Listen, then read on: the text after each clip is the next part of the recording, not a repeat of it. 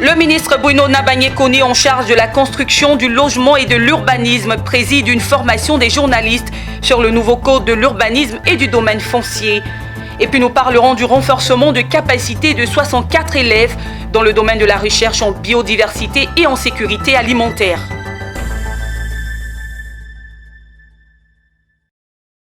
Et voilà pour les titres. Merci de nous rejoindre sur Business 24 Africa pour l'actualité.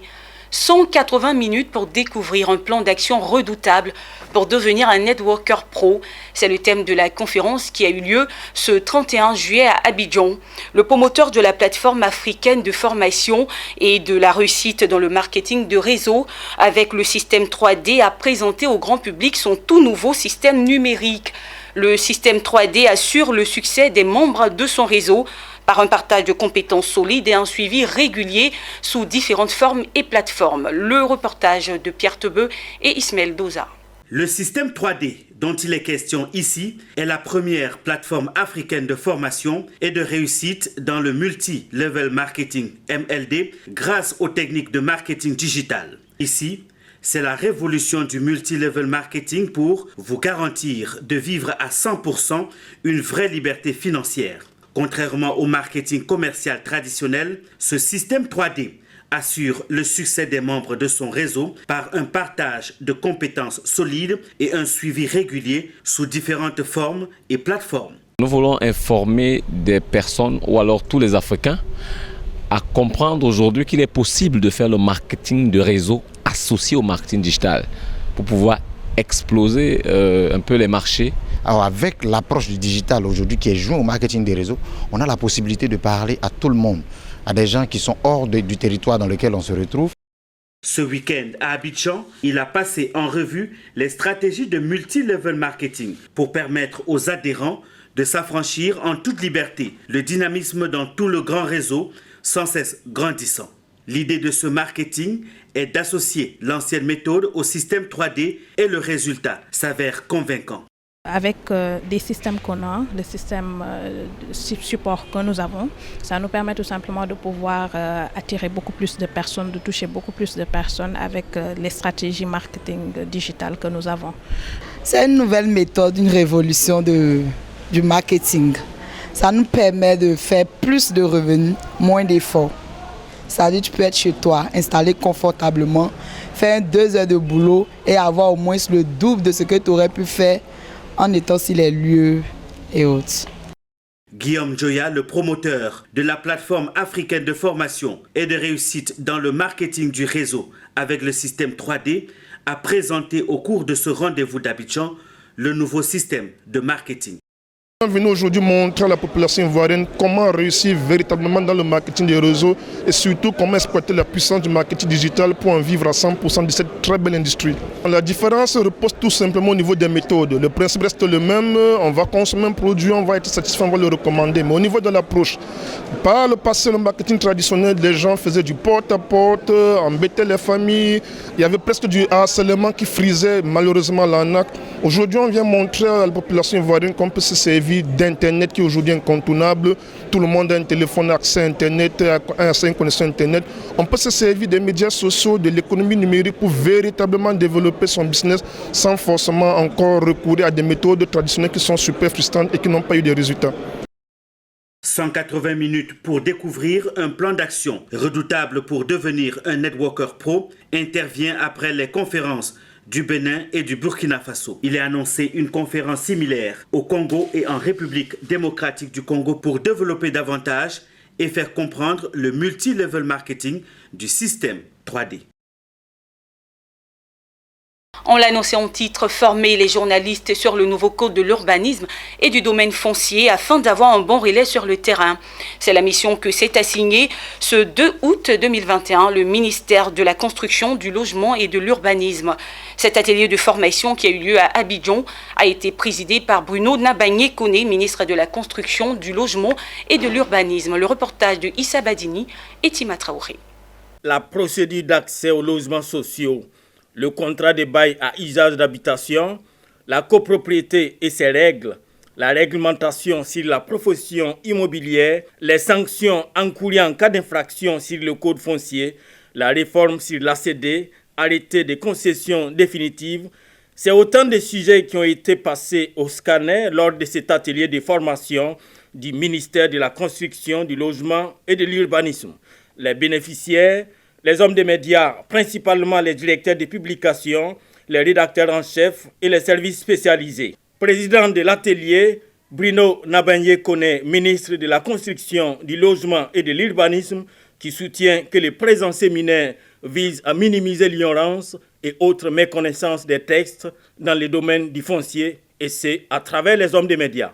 Cet atelier pour nous était extrêmement important parce que nous travaillons sur une matière qui est très sensible. Cette matière à la fois sensible et complexe parce qu'il s'agit de droit, il s'agit d'économie, il s'agit de social, d'habitude, il s'agit d'histoire, il s'agit d'un grand nombre de choses qui rendent cette matière-là complexe, c'est la matière foncière. À la question pourquoi les ACD restent relativement chers en termes de coûts, le ministre Koné relativise. L'ACD est cher à quel niveau ? C'est ça, c'est la question que vous devriez poser. Il y a les frais qui sont payés pour la confection, en quelque sorte, de l'acte, pour la délivrance du titre. Ces frais-là, ils ne sont pas du tout élevés. C'est 100 000, c'est 150 000, c'est 120 000, selon le lieu, selon la superficie de votre parcelle. Placé sous le thème « Les réformes législatives et réglementaires pour un meilleur encadrement des secteurs de l'urbanisme, des constructions et de l'habitat », c'est un atelier qui place sur la même table techniciens du ministère de la Construction et journalistes au fin d'arrondir les angles. Alors il s'agit essentiellement de 3 points. Je voudrais rappeler que cet atelier de façon générale est fait à l'attention de l'ensemble des journalistes, aussi bien nationaux qu'internationaux, pour leur permettre de bien comprendre ce que nous faisons au ministère de la Construction, d'abord sur le plan réglementaire.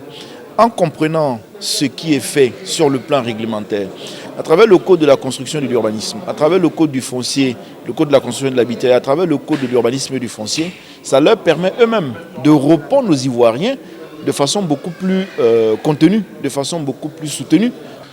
Il est toujours bon que les journalistes disposent d'outils assez importants pour mieux analyser, pour mieux apporter justement leurs commentaires sur toutes les méthodes de gestion qu'on observe donc autour du foncier. Nous allons, à travers nos écrits, nous allons d'abord faire les comptes rendus, rédiger des dossiers et aussi même aller au-delà même des comptes rendus, faire des enquêtes, voir ce qui se passe sur le terrain.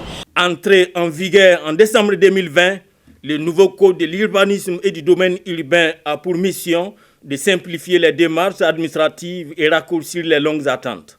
En 2020, souligne le ministre Bruno Koné, ce sont 17 000 ACD qui ont été délivrés contre 5 000, la moyenne des années antérieures. Poursuivons cette édition avec le Centre suisse de recherche scientifique CSRS, qui est connu pour son implication dans la recherche en biodiversité et la sécurité alimentaire. Ce vendredi, les responsables ont reçu la visite de 64 élèves du domaine scientifique venus renforcer leurs capacités et s'imprégner des domaines d'activité du centre. Un objectif que s'est fixé la fondation Pathfinder en initiant cette visite qui s'inscrit dans le cadre d'une campagne d'excellence. Qui cherche trouve. Ce célèbre adage a trouvé tout son sens au Centre suisse de recherche scientifique, CSRS, car des chercheurs, notamment des femmes, ont cherché et ont trouvé. Au cours d'une visite au centre, 64 jeunes filles du domaine scientifique, meilleures élèves en classe de première, sont venues s'imprégner des expériences de ces femmes. La fondation Pathfinder, initiatrice de cette action, dans le cadre de la campagne d'excellence 2021, semble avoir frappé à la bonne porte pour l'atteinte de son objectif. Les élèves ont compris par exemple les différents rôles des plantes médicinales dans la préservation de la santé. Mais aujourd'hui, voir des personnes qui nous donnent envie de chercher. Et ce ne sont pas seulement des femmes qui sont en train de chercher, mais des femmes qui trouvent. Très inspirant aussi, parce que je suis encore en voie de trouver ma voie, de trouver ce que je veux faire. C'est vraiment très exaltant en fait. J'aime la nature et quand j'ai vu toutes ces femmes qui se battent pour la nature, l'environnement et le développement, tout ça, Vraiment, je suis vraiment contente. On a choisi le Centre suisse de la recherche parce que nous sommes avec les filles scientifiques qui sont en devenir des filles qui vont pouvoir faire des recherches, qui vont pouvoir faire de la recherche. Et puis le Centre suisse de la recherche est un partenaire privilégié de la Fondation Pathfinder. C'est comme ça que le choix s'est porté sur le Centre suisse de la recherche. Au Centre suisse de recherche scientifique, la question de l'intégration féminine dans le domaine de la recherche s'impose. Satisfait de cette visite, le directeur général Kone Enza a saisi l'occasion pour donner des conseils de motivation aux futures chercheuses. On leur a présenté des modèles, des jeunes filles qui ont réussi ou qui sont en train de réussir dans le domaine scientifique, qui font partie de l'équipe du Centre suisse. Et ces filles modèles leur donnent en même temps des conseils de ce qu'il faut comme attitude. Et entre autres attitudes, il faut beaucoup de persévérance. Il faut la persévérance, il faut l'endurance et il faut la passion. Il faut être passionné par ce qu'on fait et c'est ça qui va vous permettre de trouver la motivation pour aller jusqu'au bout. Après la phase d'échange, direction au laboratoire botanique pour mettre les élèves en contact avec les plantes. Qui est la chimie en lien avec les végétaux, la chimie en lien avec les plantes. Et ici, c'est les plantes alizées. Grâce à l'engagement du Centre suisse de recherche scientifique dont la formation, 40% de femmes peuvent clamer haut et fort qu'elles sont bons chercheurs. C'est un reportage signé Zeynab Dosso et Marius Seri. En juin dernier, le Trésor public de Côte d'Ivoire présentait aux étudiants sa plateforme de paiement électronique dénommée Trésor Monin. L'application est approuvée par les syndicats des étudiants des grandes écoles publiques et privées de Côte d'Ivoire qui invitent leurs membres à s'inscrire sur la plateforme Trésor Monin pour le paiement de leurs bourses et autres opérations. Ils se sont prononcés sur le sujet au cours d'une conférence de presse, nous disent Daniel Kodjo et Ezekiel Seri.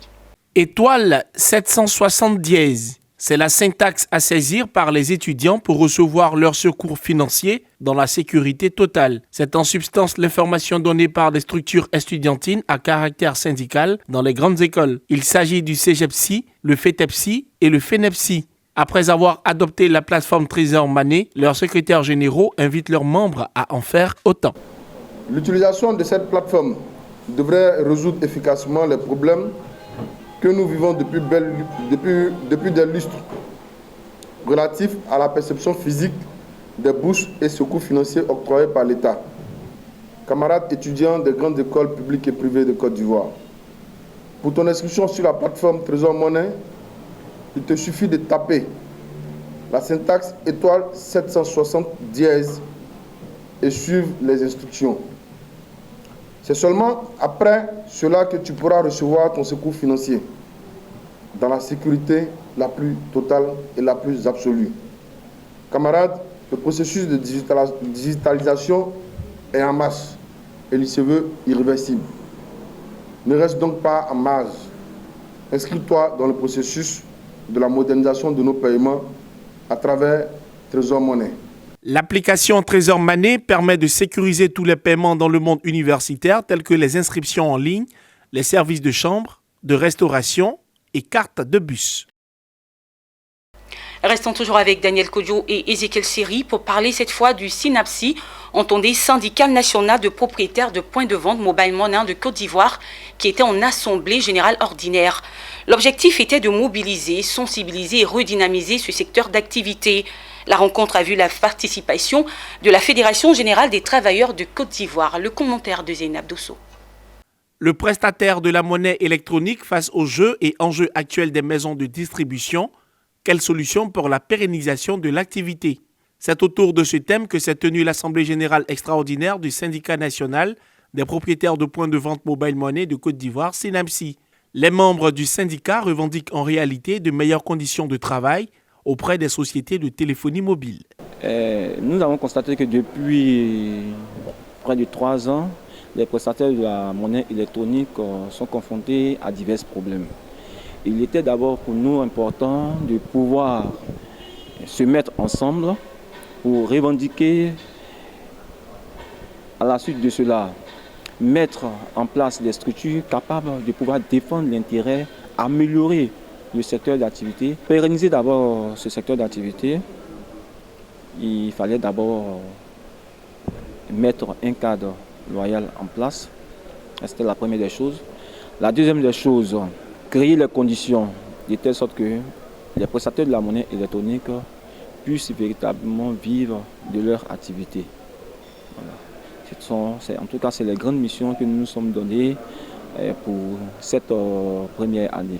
Face aux difficultés rencontrées par les membres du SYNAPSI, la Fédération générale des travailleurs de Côte d'Ivoire ne reste pas insensible. Son secrétaire général Évariste Koudou garantit l'appui et les conseils de son organisation. Nous sommes des conseils en réalité, c'est-à-dire aujourd'hui, dans le syndicalisme, c'est vrai, il y a beaucoup qui y viennent, mais ils n'ont pas tout ce qu'il faut comme atout pour certainement faire. Donc, nous allons les appuyer, nous allons les conseiller dans, par exemple, les rencontres avec les autorités, les rencontres avec les responsables, pour faire comprendre aux uns et aux autres effectivement la nécessité de valoriser effectivement cette activité parce qu'elle est porteuse d'espoir, parce que là-bas également c'est un milieu qui offre beaucoup d'emplois. Le syndicat national des propriétaires de points de vente Mobile Money de Côte d'Ivoire a été créé le 8 novembre 2019. Le SYNAPSI s'est donné entre autres comme mission de contribuer à la promotion des points de vente des services Mobile Money,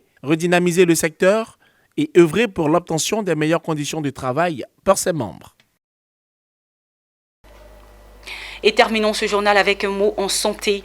Le magazine spécialisé de santé en Côte d'Ivoire, Tonus Magazine, a organisé ce jeudi 29 juillet à Abidjan son premier Top Santé sur le thème AVC et infarctus, état des lieux, prévention et prise en charge.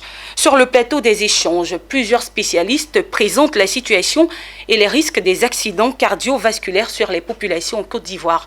Le reportage de Pierre Tebeu et Tima Traoré. Le nouveau magazine bimensuel spécialisé de la santé et du bien-être Tonus Magazine a choisi la crème de la médecine ivoirienne pour entretenir l'auditoire sur le thème du jour. AVC et infarctus, état des lieux, prévention et prise en charge. Les professeurs Angérie Kwame, neurologue spécialiste en pathologie neurovasculaire, Roland Guetta, titulaire de cardiologie, cardiologue interventionnel, le docteur Diakité, maître de conférence à l'université de Cocody, sont les panélistes de ce premier Top Santé du magazine Tonus. Un sujet qui passionne tant il révèle le caractère des pathologies développées. Avant l'AVC, c'était initialement pour les personnes âgées. J'ai 70 ans, j'ai 80 ans, je suis victime d'Alzheimer. Aujourd'hui, nous avons des personnes de 12 ans qui font l'AVC et également sont victimes des infarctus. Raison pour laquelle nous avons bien voulu ensemble nous réunir pour poser le problème, savoir quelles sont les causes, quelles sont les conséquences et comment bien entendu se fait la prise en charge de ces différentes pathologies. Face à un auditoire attentif, les panélistes ont expliqué tous les contours des maladies cardiovasculaires et les infarctus du myocarde. Ils ont sensibilisé les populations sur la prise en charge de ces deux affections cardiovasculaires majeures. Je me suis particulièrement intéressé à l'infarctus du myocarde puisque c'est mon domaine de prédilection pour affirmer et indiquer à l'auditoire qu'il s'agit d'une affection qui est en pleine progression dans notre pays et qui est responsable de décès au sein de la population et qu'il convient de prendre en charge efficacement. Les moyens existent en Côte d'Ivoire. Nous sommes capables aujourd'hui de prendre en charge cette pathologie dans toutes ses dimensions, mais également j'ai insisté sur la prévention, car il s'agit d'une affection qu'on peut prévenir en prenant en charge les facteurs de risque cardiovasculaire, notamment l'hypertension artérielle, le diabète, les dyslipidémies et le tabagisme. L'ampleur de l'accident vasculaire cérébral AVC, qui paralyse plusieurs milliers de personnes par an en Côte d'Ivoire, a été longuement débattue. Le professeur Angérie Kwame a surtout relevé le taux de mortalité qui démontre la gravité de la pathologie.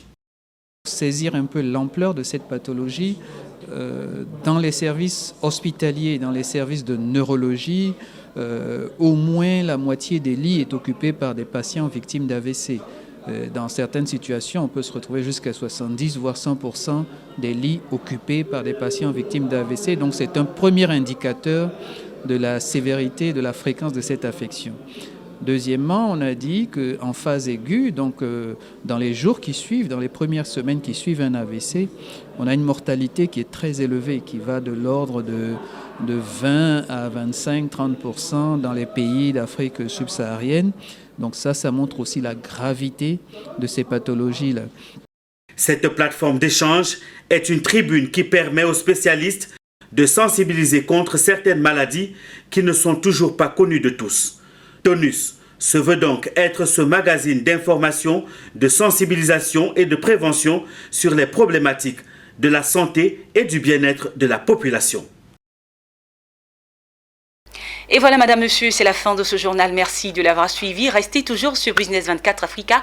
On a encore de très belles choses à vous présenter. À bientôt.